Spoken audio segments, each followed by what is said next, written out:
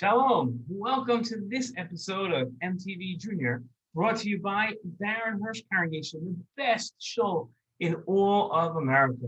I want to tell you this is a great show. We have so many good things coming up. We're going to do things a little different, a little interesting.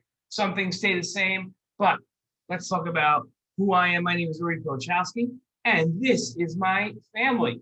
That's me standing there in the middle, my lovely wife who's on the red skirt, and my 6 children who are standing here. You can see them all. And I have 5 daughters and 1 boy. That boy is Moshe. You can see him standing there trying very hard not to smile. I don't know why, because everybody else is smiling, having a good time, but that's what he did. But this is my lovely family. And I live not in Memphis, Tennessee, but I live in a place, you can see it's written up here. I live in Mitzvah Yericho, Israel. And you can see where it is by the red balloon on the map of Israel. It's right outside of Yerushalayim, almost near Jordan, on Israel's border. And look how beautiful my town is. This is my town. Look how beautiful it is. You see there's mountains and desert, and it is a stunning, beautiful, beautiful, beautiful town. Okay, that's where I live. Now let's talk about what's on today's show. First of all, you can win raffle tickets. That's one of the best parts of this show. All you have to do is send in your answers. So make sure you have pen and paper and you can write down your answers.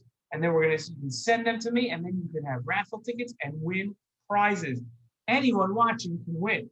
Okay, that's the first thing. Then what we're going to do is we're going to have a story about a town that found out that they had a hidden tzaddik, a hidden righteous person in their town that they didn't even know about.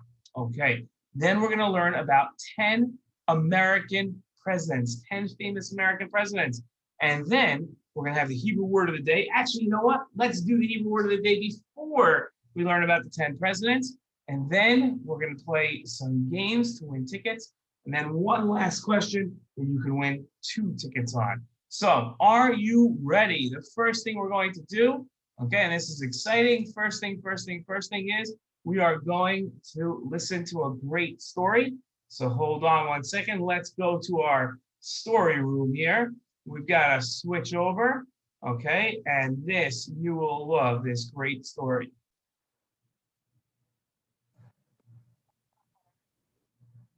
Shalom.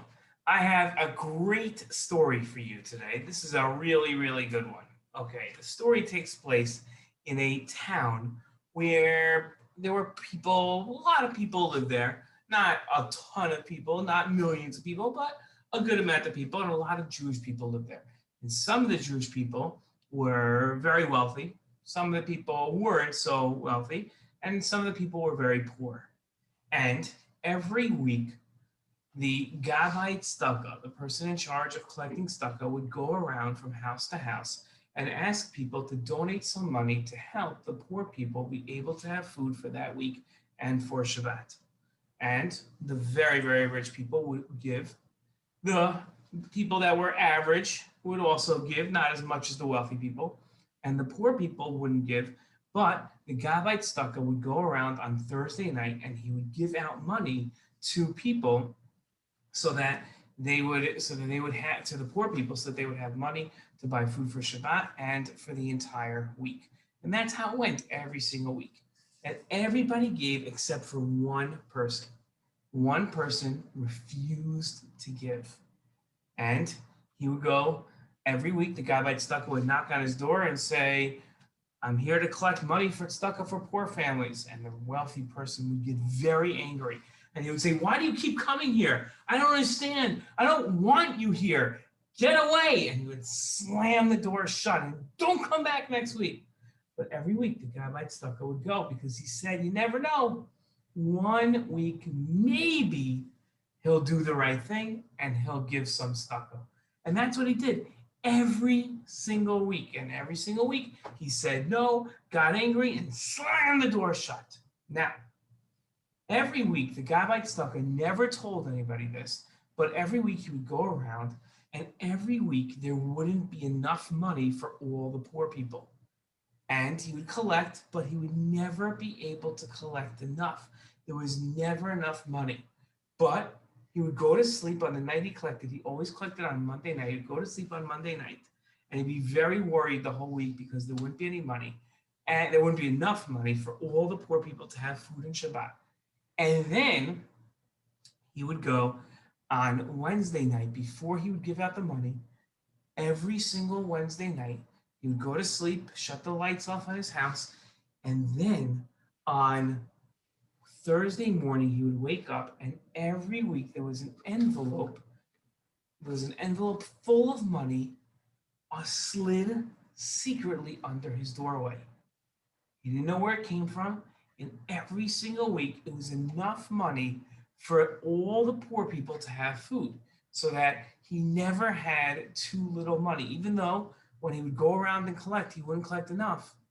But every week there was that secret envelope slipped under his doorway in the middle of the night. Sometimes he even tried staying up the whole night to see who it was every week giving him the money, but he never saw. He fell asleep. He never saw who it was, and then he just gave up. Well, years it went on like this for years and years and years. And then one day something happened. The mean man that wouldn't get stuck to anybody died. He died. And he was mean to everybody. And the Gabbai Stucco got up that night and he said, "We shouldn't bury him in the cemetery." I said, "What? Everybody gets buried. How can we not bury him?" He said, "He was a mean man who every week slammed the door in my face and would never get stuck up." And they said, "Fine. Well, where are we going to bury him?" "Bury him right outside the cemetery to make the point that if you're mean and you don't give any stucco to anybody ever, you don't get buried with everybody else." So the town took a vote. They asked the rabbi of the town, and he said, "It's true. If it's an evil person, we don't bury him in the cemetery." They buried him outside the cemetery. Well, that week, the guy like Stucco felt he was finally right. He finally got the mean man back for slamming the door in his face. That week, he went around collecting stucco, and he passed the mean man's house, and he didn't have to knock on the door, and he didn't have the door slammed in his face. And he was very happy. Well, that week, he didn't collect enough money, but he wasn't worried because every Wednesday night, there was an envelope. Well, that Thursday morning, he woke up, and the first thing he always did when he woke up on Thursday was go downstairs and get the envelope. He went downstairs, no envelope. He said, "What? There's no envelope. What am I going to do?" So he quickly got dressed. Even before davening, he ran over to the Rav's house, the rabbi's house, and he knocked on the door. He said, Rabbi, we have a big problem." He said, "What's the problem?" And he told him the whole secret. And the rabbi said, "Well, what happened this week that was different? Why wasn't the envelope there?" He said, "I don't know." He said, "Well, let's think. What was the only thing that happened this week that was different?"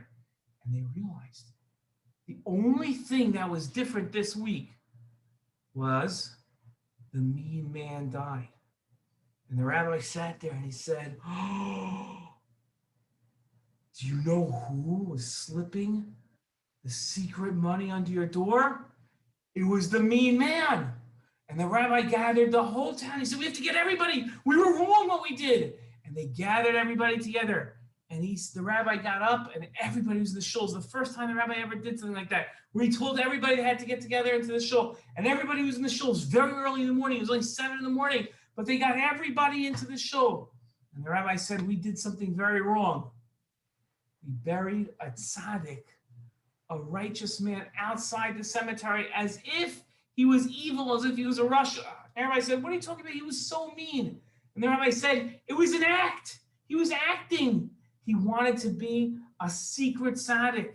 He knew if he gave so much money every week and everybody knew they'd treat him differently. He didn't want to be treated special. In fact, he was treated poorly. He was treated like a mean, bad man.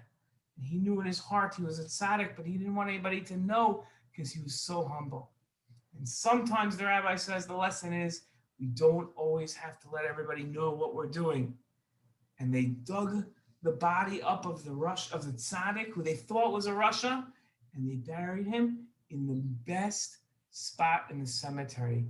And they made a big sign that said, "Here is the tzaddik of our town." What an amazing, amazing story. Okay. I hope that you enjoyed that. And now let's go back to our background, our usual place where we talk, and let's talk about winning some prizes, right? That's what we want to do. We want to win some prizes. So get your pen and paper out. Get your pen and paper out. And today we are going to talk about the Hebrew word of the day. The Hebrew word of the day is arnak. And as you can see from the picture here, arnak is a wallet.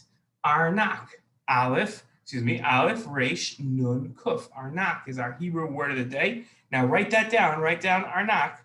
Okay, and then what I want you to do is send it to me right here at this email address. Okay, this email address is where you send it. And if you send it to this email address right here, okay, right here, this email address, you can get raffle tickets. So send the Hebrew word of the day. Let me show it to you one more time. It is arnak. That is the Hebrew word of the day. Okay, you're going to send it to me, and then you can get a raffle ticket. Okay, now we're going to do something we've never done before, ever. We're going to learn about 10 famous American presidents. You are going to love this. Watch this.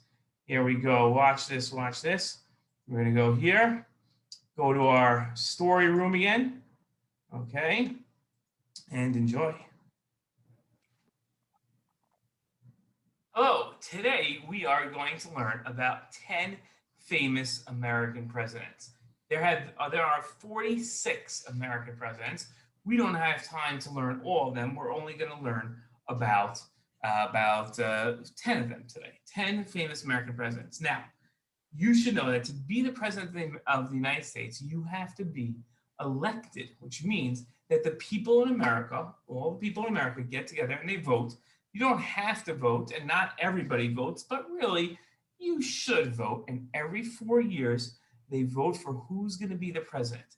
You can only be president twice.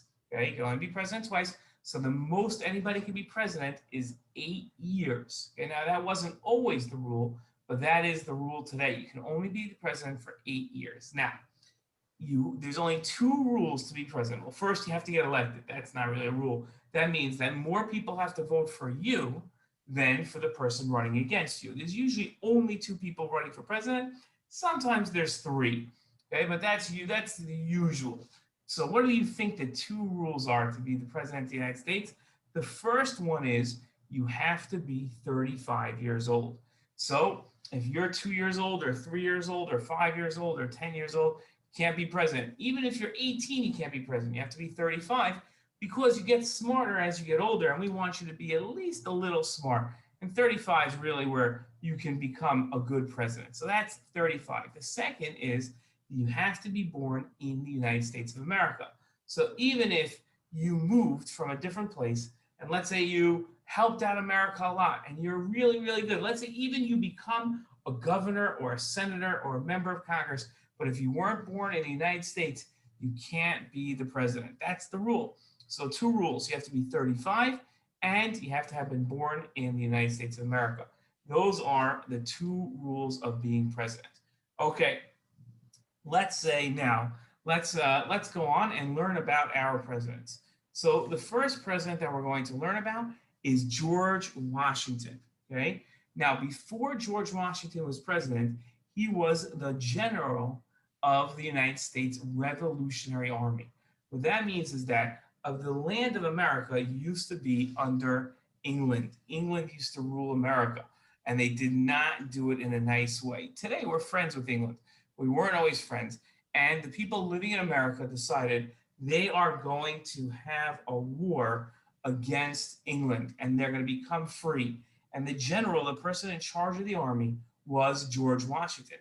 Well, after he won the war, everybody loved George Washington. So they said, you know what? Let's make George Washington our very first president of the United States.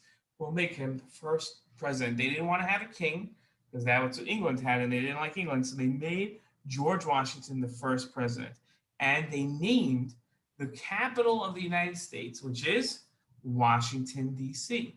They named it after George Washington. They also named a state after him, a different state, which they called the state of Washington, Washington State, which is all the way west on top of California. It's actually Oregon and then Washington, and it borders with Canada. And that's George Washington. George Washington was our first president, and this is George Washington. Let's learn about our next president. He's not the second president of the United States, but this is President Abraham Lincoln. Okay, President Abraham Lincoln was the 16th president of the United States. He was number 16. Okay, and they called him Honest Abe because Abe is short for his first name. Abraham, like Avram, was his first name. And during his presidency, something very sad happened. Americans didn't get along. The Americans in the North and the Americans in the South did not get along. And they started a war with each other. Then when one country has a war with the people from the same country and they fight each other, that's called a civil war. And America, when President Lincoln was the president, had a civil war. President Lincoln was the president of the North, and he said we can't allow the South to win, and he fought a war. And after the war, the president of the United States, Abraham Lincoln, made a new rule. And this is something that he did. The president of the United States, Abraham Lincoln, decided that there should no longer be any slaves. America used to make black people slaves. And they said, and Abraham Lincoln made something called the Emancipation Proclamation, no more slaves. Okay, let's go on to our next president. Our next president is John F. Kennedy. Everybody called him JFK because those were his initials for short. And John F. Kennedy was very young. You can see he's very, very young in this picture. He was elected as a I think he might have been elected the youngest president when he was elected president. And he comes from a city in Massachusetts called Boston. That's where he was from. And he was a senator before he was president. And when he was president, him and his wife did something very interesting. They redid the president's house, which is called the White House. Maybe one day we did do a tour of the White House, actually. Okay. So they did the president of the United States. And they redid the White House where the president lives, and they made it nice. Him and his wife, Jacqueline Kennedy, the first lady, and they made the White House beautiful. One thing that President Kennedy did during his presidency, which was amazing, was he said, we being the United States of America, put a man on the moon. Until that time, the moon was something far away that nobody had ever been to before. And JFK, President Kennedy, said, we're going to put a man on the moon.